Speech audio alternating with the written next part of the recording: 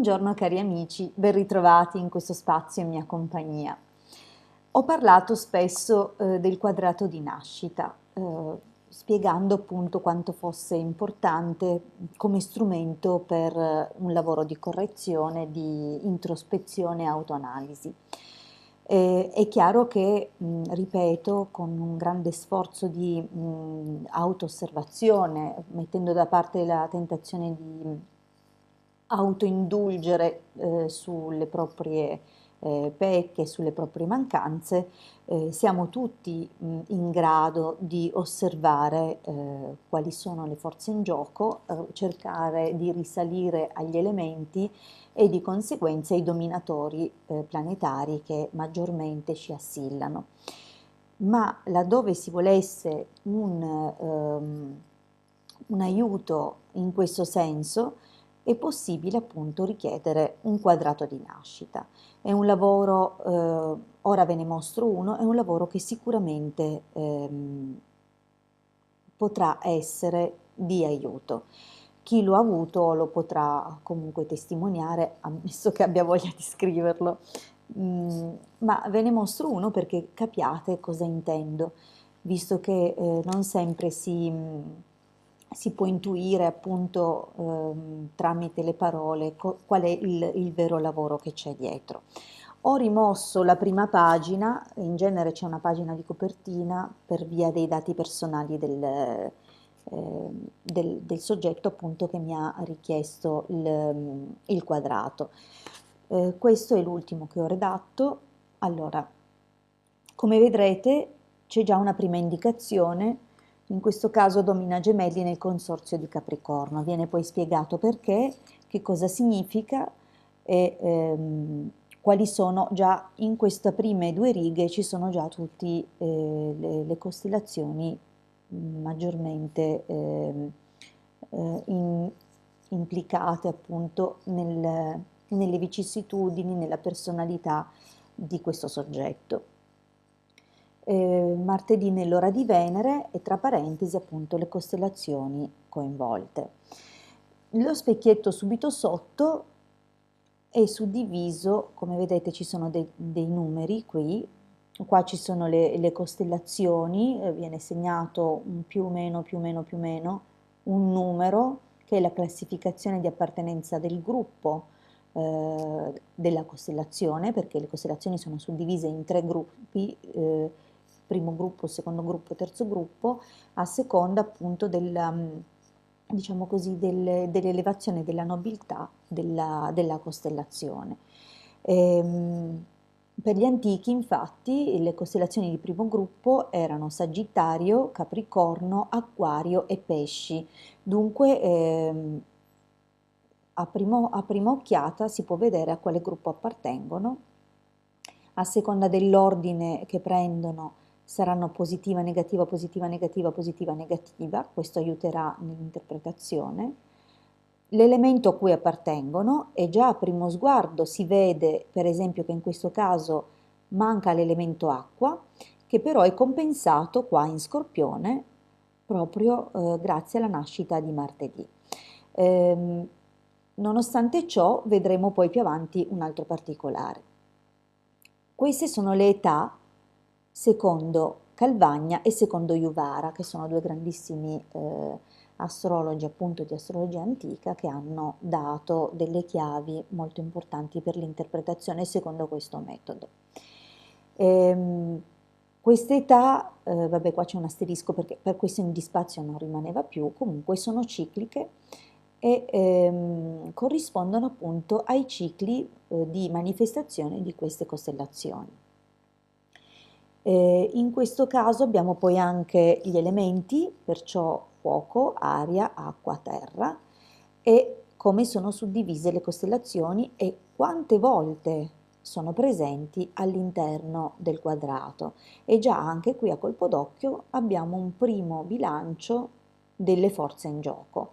Vediamo subito qual è in eccesso, la carenza e comunque il peso e la presenza degli elementi. Sappiamo già che con questo 5 di terra dobbiamo andare un po' a armonizzare perché probabilmente la persona è troppo pragmatica e materialista. L'uno dell'acqua indica che si può fare di più dal punto di vista della connessione emotiva e con l'inconscio e così via. Abbiamo poi i fluidi. Questo perché si conteggia quante volte le costellazioni compaiono, sia in modo diretto, cioè all'interno del quadrato di nascita, che sarebbe questo elenco, sia attraverso il dominio mensile o la presenza del giorno e dell'ora di nascita, cioè i dominatori che sono coinvolti nel momento proprio preciso della nostra nascita. E dunque che costellazioni si portano dietro. E di conseguenza qui appunto vediamo per esempio che c'è una specie di doppio fluido di Capricorno, un altro di Ariete e un altro di Toro, il che significa che nel momento dell'interpretazione, quando parlo di queste costellazioni, tengo conto del maggior peso, cioè il maggior peso implica un manifestarsi più accentuato degli aspetti meno positivi, diciamo così. E poi più aumenta il peso di questa costellazione, più apporta problemi e cose da risolvere. Dunque questo anche è molto indicativo. I gruppi, come ho detto appunto, le costellazioni sono divise secondo gruppo e vediamo quali sono quelle che appaiono. E per esempio all'interno del primo gruppo è presente solo la costellazione Capricorno, vanno a mancare dunque le altre costellazioni che non sono meno importanti. Abbiamo detto appunto che essendo di primo gruppo sono quelle più elevate e sono quelle che apportano cose più, diciamo, risultati più alti, più positivi, eccetera. Diciamo che in un quadrato in cui prevalgono le costellazioni di secondo gruppo avremo una vita che scorre abbastanza serenamente perché le costellazioni di secondo gruppo sono costellazioni benigne, portano poche difficoltà e comunque anche successi moderati, escluso per la costellazione Gemelli che è molto molto fortunata soprattutto in giovane età. E dunque si tiene poi conto anche di questo nello sviluppo del quadrato di nascita. Infine c'è lo specchietto legato ai dominatori, cioè quali sono presenti, perché fra parentesi viene messo anche il numero di presenze, quante volte compaiono per il tramite delle costellazioni.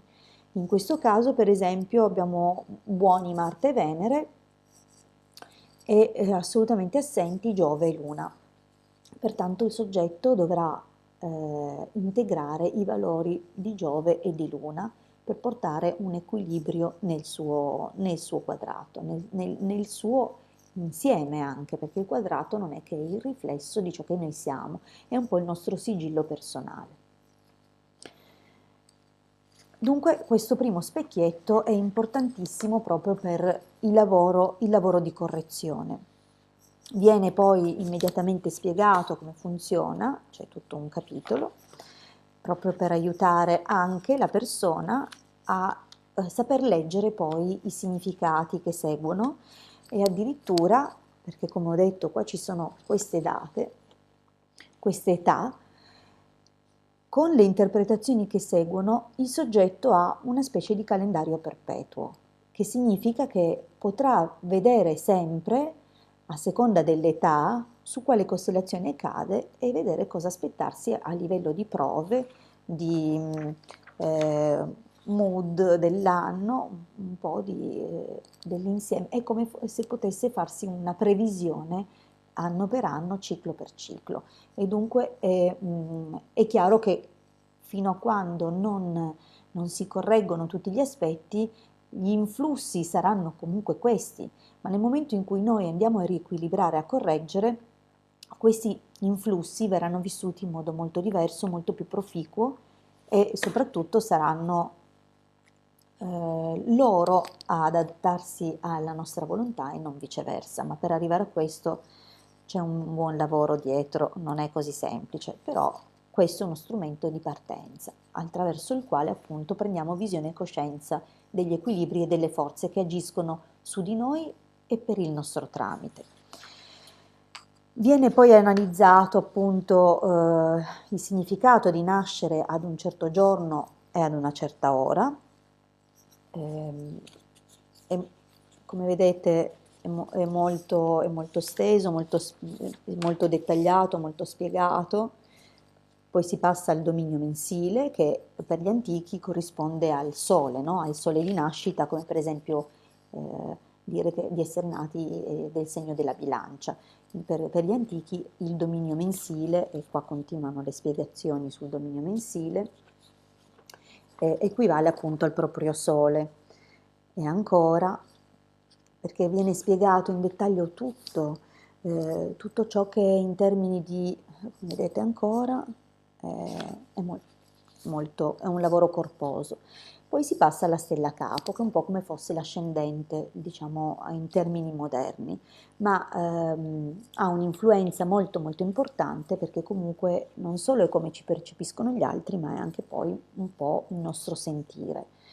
Si passa poi alle costellazioni varie, perciò non sto a mostrarvi tutto, sappiate che è un lavoro lungo perché è il libro della vostra vita ed è giusto che venga fatto appunto in modo approfondito. Riporto anche verso in chiusura dell'indagine un modello di previsione, cioè la previsione ovviamente per l'anno in cui mi viene commissionato il lavoro, ma viene spiegato come farsi da solo le previsioni per gli anni successivi e infine le indicazioni per il riequilibrio. Dunque, come avete visto, è un lavoro molto dettagliato, che è una guida su cui partire, ecco, da cui partire e a cui fare affidamento e riferimento, che accompagna appunto il lavoro della correzione. Ripeto, anzi forse lo dico per la prima volta, non va inteso il lavoro della correzione come un castigo che ci si impone.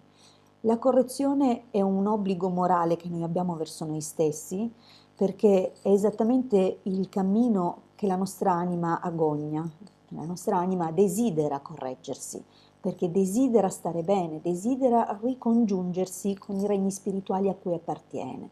È molto bello in questo senso la lettura di Pistis Sophia, perché vi darà la dimensione di quanto la nostra anima piange per non essere corretta e rettificata. Dunque è un testo gnostico importantissimo di cui fare tesoro e che vi consiglio appunto di leggere proprio perché capiate quanto è importante correggersi.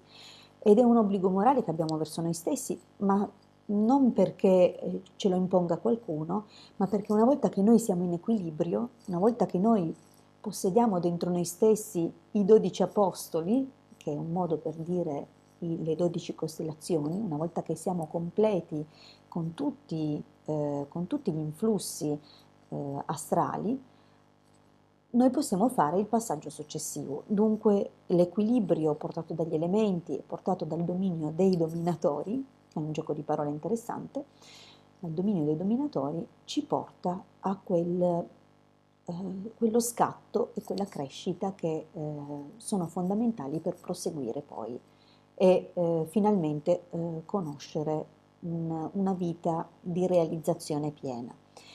Io vi ringrazio intanto per avermi ascoltato e seguito fino qui, vi aspetto alla prossima condivisione e vi saluto e vi abbraccio tutti. Alla prossima dalla vostra Hildegarda.